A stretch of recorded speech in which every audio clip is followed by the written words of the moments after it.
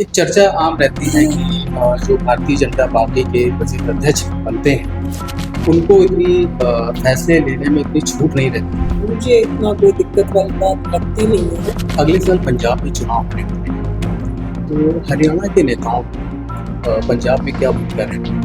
तुम्हारे पंजाब हमारा बड़ा भाई है। जनता ने तो चुन लिया आपको। जनता के पास 5 साल कुछ और है नहीं सिवाय परेशान होने के। तो वहाँ की जनता हरियाणा के मुख्यमंत्री को रोल मॉडल के तौर पर देख रही है। राजनीति में जब आई तो आपकी प्रेरणा कौन थी? मोदी जी।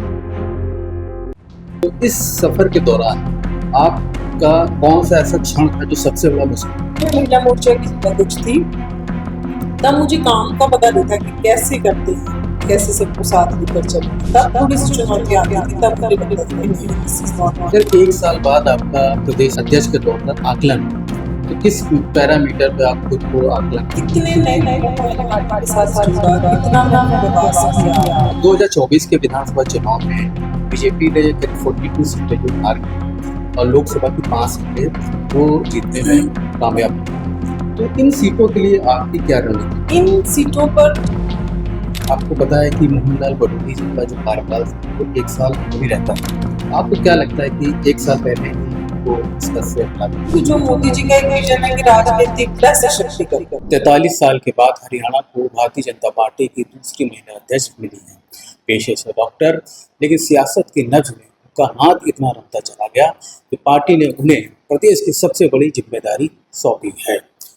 संगठन को कैसे मजबूत करेंगी, सरकार के साथ तालमेल कैसा रहेगा, और ये बात करते हैं डॉक्टर अर्चना गुप्ता जो भाजपा की नई प्रदेश अध्यक्ष। मैम, अर्चना जी, आपका अमर उजाला मंच में बहुत स्वागत है। आपको प्रदेश अध्यक्ष बनने की बहुत बहुत शुभकामनाएं। Thank you.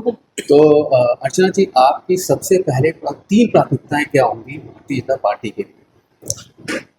पहली प्राथमिकता होगी कि जिन क्षेत्रों में हम कमजोर हैं वहाँ संगठन और जैसे जो हमारी 42 विधानसभा 5 लोकसभा वहाँ पर हम कैसे और ज़्यादा नीचे तक जाके संगठन को मजबूत करें। जिन समाजों में शायद हमारा काम कमजोर है, क्योंकि हमने योजनाएं सभी समाजों के लिए बनाई, लेकिन कभी कभी क्या होता है कि योजनाएं नीचे तक हम पहुंचा नहीं पाते। और दूसरी रहेगी प्राथमिकता की महिलाएं ज़्यादा से ज़्यादा भारतीय जनता पार्टी के साथ कैसे जुड़े, और हमारा युवा नई ऊर्जा, नया ब्लड, नई उमंग के साथ वो पार्टी में कैसे जुड़े, क्योंकि जो पुराने हमारे कार्यकर्ता हैं उनका मार्गदर्शन मिले और नई ऊर्जा के साथ पार्टी चले।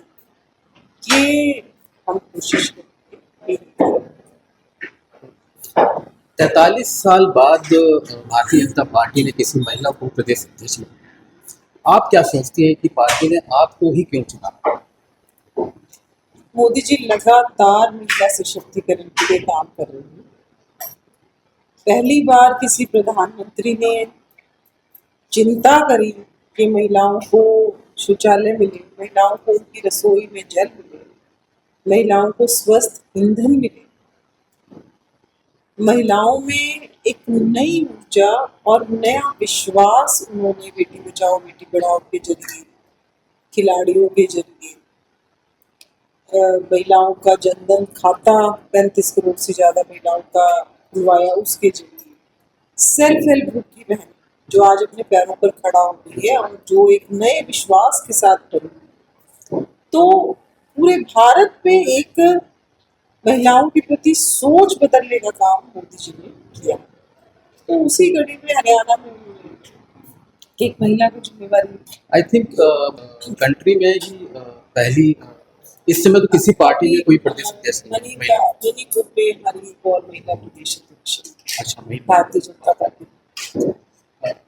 अर्चना जी, आपकी जो आपका संगठन है, आपने तो जो संगठन की टीम है वो कैसी होगी, या जो पुराने लोग हैं उन्हीं से ही काम चलाया जाएगा या नए लोग? बूथ अध्यक्ष से लेकर जिलाध्यक्ष तक हम चुन चुके हैं, क्योंकि वो तब नई संगठन में चुनाव अधिकारी के तौर पर काम कर रही थी। लेकिन जिलाध्यक्ष से जो ऊपर की टीम है वो सारी की सारी हमारी नई टीम होगी। प्रदेश के पदाधिकारी हमारे नए मोर्चे बने, पोस्ट बने, विभाग करेंगे। तो प्रदेश की टीम सारी न्यू। तो मैं ये कब तक बनने के चांस हैं, कब तक बना देंगे आप अपनी नई team? We are on it, we are क्योंकि वर्किंग आपके ऑन इट। साथ दिल्ली में जो प्रदेश अध्यक्ष बने थे उन्होंने तो अपनी नई टीम की घोषणा भी कर दी है। अच्छा, हम काम कर रहे हैं उसके ऊपर, अभी करके जल्दी ही आपको रिजल्ट नजर आएंगे। अर्चना जी, कुछ पार्टी में ऐसे लोग भी होते हैं जो सिर्फ पद के लिए आते हैं, तो क्या ऐसे लोगों की छुट्टी होगी या वो पद में बने रहेंगे? भारतीय जनता पार्टी कार्यकर्ता आधारित पार्टी है और कार्यकर्ता चरावेती लगातार चलता रहे, काम करता रहे, ये पार्टी की सोच है। और कोशिश करेंगे कि काम करने वाले लोगों को संगठन में जिम्मेवारी दी जाए। एक चर्चा आम रहती है कि जो भारतीय जनता पार्टी के प्रदेश अध्यक्ष बनते हैं उनको इतनी फैसले लेने में इतनी छूट नहीं रहती है। अक्सर वो जो फैसले हैं उनके लिए केंद्रीय नेतृत्व पर निर्भर रहना पड़ता है। तो क्या आपको लगता है कि इस दिशा में देखिए, कुछ आगे केंद्रीय काम होगा? नेतृत्व के ऊपर निर्भर रहने वाली ऐसी बात है कि जो केंद्रीय नेतृत्व है उनके पास भी तो सभी कार्यकर्ताओं का फीडबैक रहता है। केंद्रीय नेतृत्व भी तो हमारा ही है, केंद्रीय नेतृत्व कोई बाहर का तो है नहीं। उस केंद्रीय नेतृत्व के पास अगर मेरा फीडबैक था तभी तो उन्होंने मुझे प्रदेश अध्यक्ष जैसी महत्वपूर्ण जिम्मेवारी दी। तो केंद्रीय नेतृत्व अगर हमें किसी चीज के लिए मार्गदर्शन देता है, कोई गाइडेंस देता है, तो वो हमारे को हमारे विरोध में थोड़ी ना देता है, वो हमारे भले के लिए तो देता है। तो इसलिए मैं अगर ये कहूँ कि अगर मान लो कोई कार्यकर्ता, 4 कार्यकर्ताओं का, 10 कार्यकर्ताओं का फीडबैक वहां से आता है हमारे पास, मैं कहती हूँ this is good for us. क्योंकि कई बार कुछ चीजें हम भी देख पाते, लेकिन उनके पास अलग अलग माध्यम से जानकारी जाती रहती है। तो ऐसा कोई भी विषय नहीं है कि वो कोई हमारे विरोध में थोड़ी ना खड़े हैं कि जो हमारे काम में इंटरफेयर करेंगे। दे दे ऑलवेज गाइड अस के प्रदेश ठीक डायरेक्शन में चले। आपने अक्सर हम लोग देखते भी रहते हैं कि खबरें भी आती रहती हैं ऐसी कि साउथ हरियाणा में राव नरवीर और केंद्रीय मंत्री राव रिजीज के बीच में कुछ ना कुछ खटपट चलती रहती है। हाल में अभी कुलदीप बिश्नोई भी नाराज हो गए थे, पार्टी में कुछ बयानबाजी ऐसी हुई। तो आपके सामने एक बहुत बड़ी चुनौती है कि सबको साथ में लेकर कैसे चलेंगे? मुझे इतना कोई दिक्कत वाली बात लगती नहीं है। देखो कि जब हमारा दायित्व बाहर ग्रहण समारोह था तो राजवीर जी भी आए, राघवेंद्र जी भी आए, कुलदीप जी ने उसी दिन मेरे से बात करी। विशेष उस एक कार्यक्रम था हमारे बचन लाल जी के जन्मदिन का कार्यक्रम था, तो कहा कि मैं आ नहीं पाऊंगा। वो भी हमारी पार्टी के सीनियर लीडर हैं, तो थोड़ा बहुत कहीं मतभेद हो सकता है, हल्का फुल्का, लेकिन मुझे नहीं लगता कि कोई बहुत बड़ी चुनौती है। सब अपने अपने क्षेत्र पे अपना अच्छा काम कर रहे हैं। अगले साल पंजाब में चुनाव होने वाले हैं, तो हरियाणा के नेताओं को पंजाब में क्या भूमिका रहने वाली तो हमारे पंजाब हमारा बड़ा भाई है।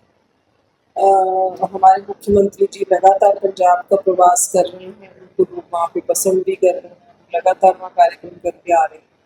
और पंजाब में लोग देख रहे हैं कि जो हरियाणा में भारतीय जनता पार्टी की सरकार आई, जितने वादे करके आई, मुख्यमंत्री जी के पास हमेशा एक डायरी और पेन रहता है, वो टिक करते जाते हैं कि मैंने 65 पूरी कर दी डिमांड, 66 कर दी, 67 कर दी। मतलब वो इतने ज्यादा गंभीर हैं कि जो घोषणाएं करके मैं मुख्यमंत्री बना, मुझे वो घोषणाएं जल्दी से जल्दी पूरी करनी है, मुझे अपनी लिस्ट पूरी करनी है। हालांकि टाइम लगता है हर काम को करने में, बट उनके दिमाग में है ना, हर समय रहती है बात कि मुझे अपना पूरी करनी है। हर प्रेस कॉन्फ्रेंस में कहते भी है ना। तो मतलब आप सोचो कि वो कितने सीरियस है इस बात में। लेकिन अब उसके विपरीत में पंजाब में देखो, अब झूठे वादे करके, आप जनता को बहला फुसलाकर, आप भोले वाली जनता का बेवकूफ बनाकर आप सत्ता में आते हो और उसके बाद आप कोई डिलीवरी नहीं करते।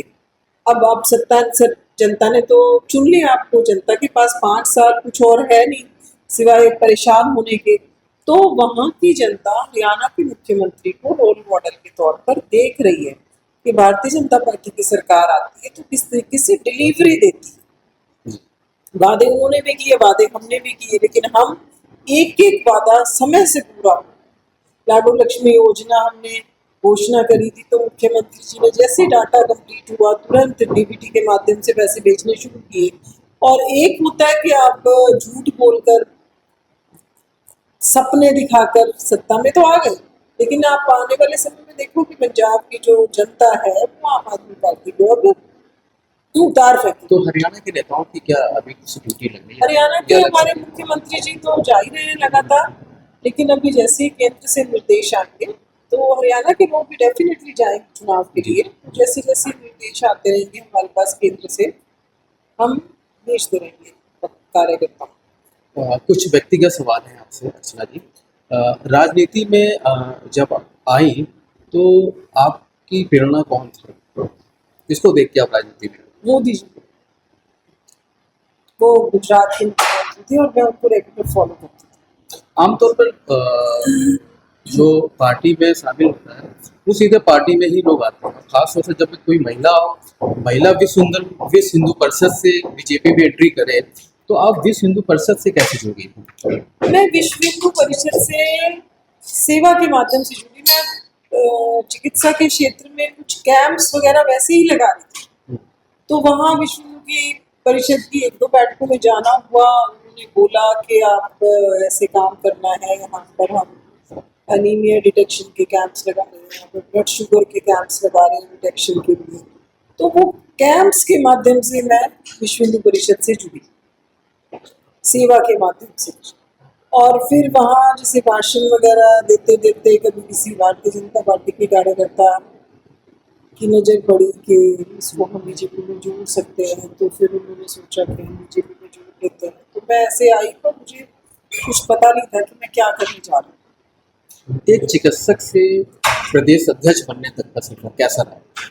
अच्छा, तो इस सफर के दौरान आपका कौन सा ऐसा क्षण था जो सबसे बड़ा मुश्किल था? जब मैं महिला मोर्चा की जिलाध्यक्ष थी तब मुझे काम का पता नहीं था कि कैसे करते हैं, कैसे सबको साथ लेकर चलना। तब थोड़ी सी चुनौतियाँ आती थी, तब मुझे लगता था कि नहीं, this is not my cup of. लेकिन तब सपोर्ट मिलता रहा, समाज का सपोर्ट मुझे हमेशा से मिला है पानीपत के, क्योंकि सभी लोग, सभी परिवार, कोई ऐसा परिवार होगा नहीं जो मेरे पास कभी आने ना हो। पानीपत क्योंकि 1994 से मैंने वहाँ पर अपना डायग्नोस्टिक सेंटर इस्टेब्लिश किया, अब 32 ईयर्स हो गए, और I was a very very busy radiologist. अच्छा। तो इतने सारे पेशेंट्स देखना, तो पानीपत नहीं, उसके आसपास का जितनी भी पेरिफेरी है, चाहे आप इस्माइल सफीतो, शामली, मुजफ्फरनगर, सहारनपुर तक से यूपी से भी लोग आते थे आपके पास? Yes yes. और I am considered an expert in my field. तो बहुत दूर दूर से, करनाल से, सोनीपत से, कैथल अम्बाला तक से मेरे पास पेशेंट्स आते थे। ये किस समय की बात है बता रही हैं? ये मैं जैसे राजनीति में जैसे जैसे आगे बढ़ती गई तो फिर मेरे हॉस्पिटल में थोड़ी सीटिंग कम होती गई, पर मेरी अभी भी कोशिश रहती है कि मैं एक हफ्ते में एक दिन अपने हॉस्पिटल में जाऊँ। दो तीन सवाल मैम और हैं आपसे। एक तो जब लोग एक चर्चा ये भी चल रही कि आपने काफ़ी मेहनतें की थी कि मुझे प्रदेश अध्यक्ष बनाया जाए, क्या ऐसी कोई बात थी? आपको लगता है कि केवल मेहनत करने से कुछ मिल जाता है? तो ये मैं कहीं पढ़ रहा था सोशल नहीं, मीडिया आपको लगता है कि खाली मेहनत करने से कुछ मिल जाता है? तो पार्टी के शीर्ष नेतृत्व का निर्णय होता है। पर। प्रदेश अध्यक्ष के तौर पर आप किस तरह की विरासत छोड़ना चाहते हैं? मैं प्रदेश अध्यक्ष के तौर पर ये विरासत छोड़ना चाहूंगी कि काम करो, जिस भी भूमिका में आप हो, आपको अपना बेस्ट देना चाहिए। फल तो भगवान देता है, उस पर छोड़ देना चाहिए, अपना अपना सर्वश्रेष्ठ आपको देना चाहिए, और सबको साथ लेकर, क्योंकि एक अकेला व्यक्ति कुछ नहीं डिलीवर कर सकता पॉलिटिकल फील्ड। अगर एक साल बाद आपका प्रदेश अध्यक्ष के तौर पर आकलन, तो किस पैरामीटर पे आप खुद को आकलन अपना करना चाहेंगे? कितने नए लोगों को मैंने पार्टी के साथ जोड़ा, कितना मैंने प्रवास किया, और महिलाएं कितने जुड़े, युवा कितने जुड़े, जो हमारे बुद्धिजीवी हैं वो पार्टी से और ज़्यादा हमारी नीतियों से कितने प्रभावित हुए, कितना मैं अपने कार्यकर्ताओं के माध्यम से केंद्र की और प्रदेश सरकार की योजनाओं को नीचे तक पहुंचा पाई। These are all challenges. 2024 के विधानसभा चुनाव में बीजेपी ने करीब 42 सीटें जो हार गई थी और लोकसभा की 5 सीटें वो जीतने में कामयाब नहीं हो पाए। तो इन सीटों के लिए आपकी क्या रणनीति होने वाली है? इन सीटों पर जिन समाजों तक हम पहुंच नहीं पा रहे या जहां पर हमारे कार्यकर्ता किसी गांव में मालूम नहीं पड़े, तो वहां पर अपने संगठन को और कैसे मजबूत करेंगे, इसकी रणनीति हम बहुत जल्दी बनाएंगे। मेरा एक आखिरी सवाल है, आपको पता है कि मोहनलाल बडोली जी का जो कार्यकाल था वो 1 साल अभी रहता है। आपको क्या लगता है कि 1 साल पहले ही उनको इस पद से हटा दिया गया?